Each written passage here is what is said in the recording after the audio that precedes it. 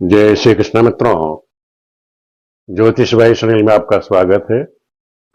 जैसे ये चैनल हमने बनाया था, नया चैनल बनाया था आप लोगों को ज्योतिष सिखाने के लिए। तो ज्योतिष सिखाने के प्रकरण में जैसे मुहूर्त निकालना होता है, जो बच्चे अभी ज्योतिष सीख रहे हैं तो उनको पंचांग देखना, मुहूर्त निकालना आना चाहिए, विवाह विचारना आना चाहिए, मुहूर्त कैसे निकालें। उसी परिप्रेक्ष्य में आज हम आपको सिखाएंगे कि मुहूर्त निकालने में आपने लोगों ने पंचांग में देखा होगा कि वहां लिखा रहता है अमृत योग, सिद्ध योग, सर्वाध सिद्ध योग, इस तरह के योग लिखे रहते हैं, वृत्ति योग। ये है क्या, ये बनते कैसे हैं, तो ये आपको पता होना चाहिए। आप अगर ज्योतिष बन रहे हैं, किसी को सीखना चाहते हैं, तो आपको ये सब ज्ञान होना चाहिए।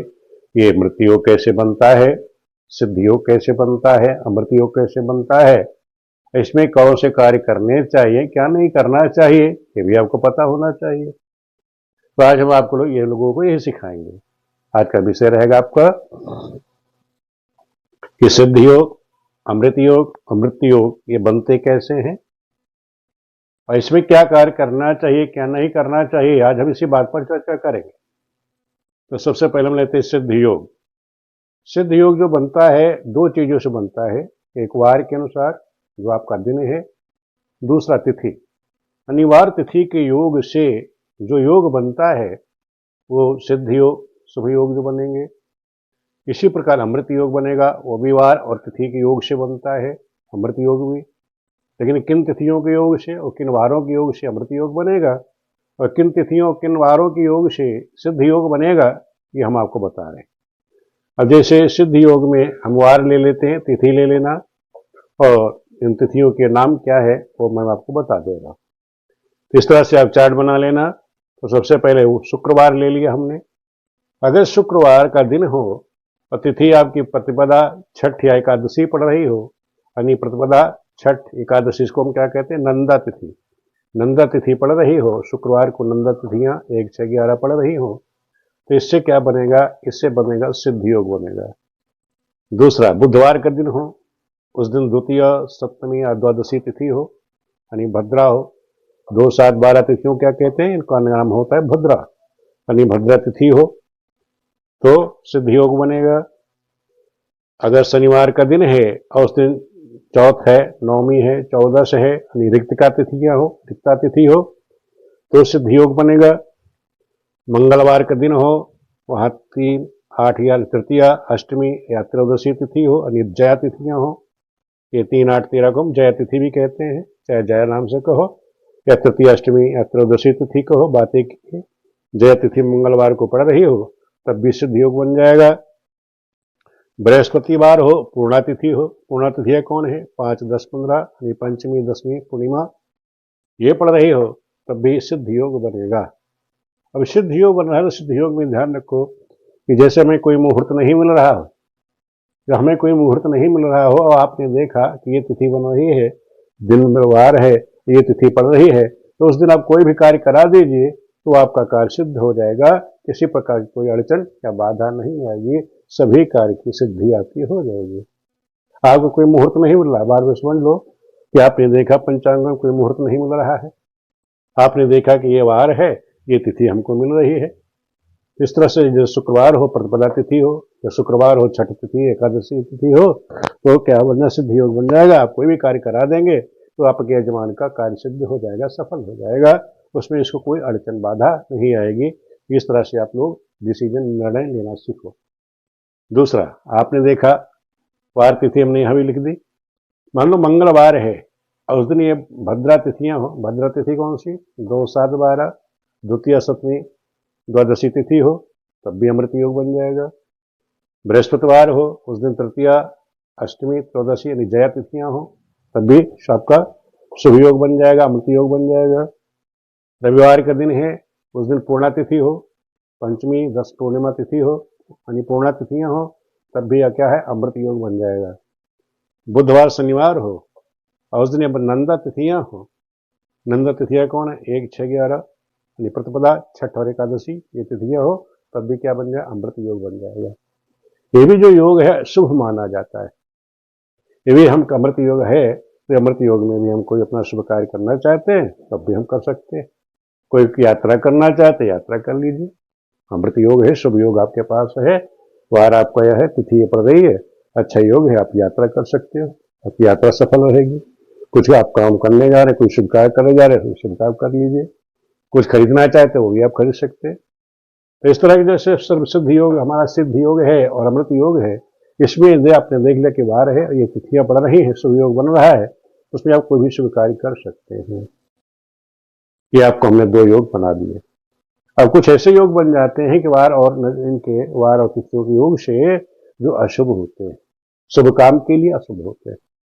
शुभ काम के लिए शुभ कौन से माने जाते हैं वो आप नोट कर लेना, ये भी आपको नॉलेज में रहना चाहिए। मैंने लिख भी दिया है, सिद्ध और अमृत योग ये सभी कार्यों में प्रशस्त माने गए हैं, ये आप नोट कर लेना।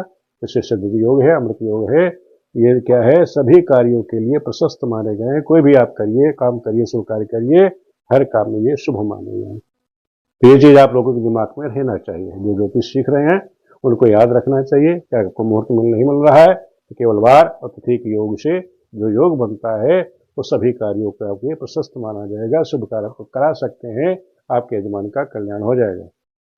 अब हम देखते हैं मृत्यु योग, अनिष्टकारी योग।